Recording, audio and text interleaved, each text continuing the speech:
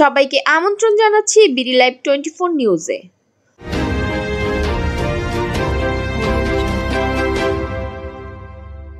হোগলাগাঁও হাজী রিয়াজুল ইসলাম দাখিল মাদ্রাসা মানবতার পক্ষে স্বৈরাচারের বিরুদ্ধে বিশাল মানববন্ধন। শ্রীনগর মুন্সিগঞ্জ প্রতিনিধি সাফিন আহমেদের রিপোর্টে দেখুন বিস্তারিত।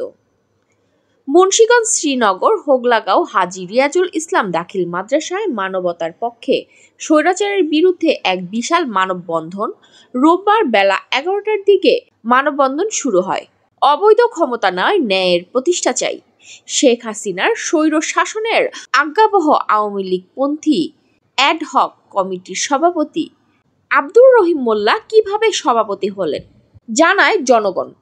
ওনাকে মানি না, মানব না। শিক্ষা প্রতিষ্ঠান হোক রাজনৈতিক প্রভাব মুক্ত। আমরা চাই স্বচ্ছতা, জবাবদিহি ও ন্যায় বিচার। এখানে উপস্থিত ছিলেন খাদিমুল ইসলাম অপু মৃধা ও যুগ্ম সাধারণ সম্পাদক বিএমপি কাউসার আহমেদ রূপক, বিএমপি ডক্টর তোফাজ্জল হোসেন সার্বিক ওয়ার্ড সদস্য, সাংগঠনিক সম্পাদক বিএনপি তরুণ দল, মুন্সিগঞ্জ জেলা মোহাম্মদ আলামিন, মোহাম্মদ ফজলে রাব্বি প্রচার সম্পাদক তরুণ দল ও বিএনপি, সিফাত ব্যাপারী সম্পাদক ও বিএনপি ছাত্রদল, সৌরভ রুহুল বিএনপি সহ অনেক সদস্য উপস্থিত ছিলেন।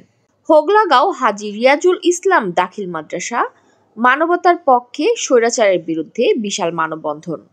শ্রীনগর মুন্সিগঞ্জ প্রতিনিধি সাফিন আহমেদের রিপোর্টে দেখুন বিস্তারিত।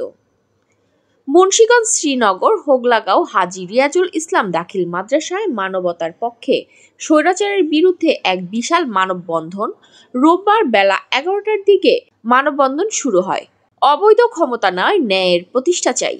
শেখ হাসিনার স্বৈর শাসনের আজ্ঞাবহ আওয়ামী লীগপন্থী অ্যাডহক কমিটির সভাপতি আব্দুর রহিম মোল্লা কিভাবে সভাপতি হলেন জানায় জনগণ।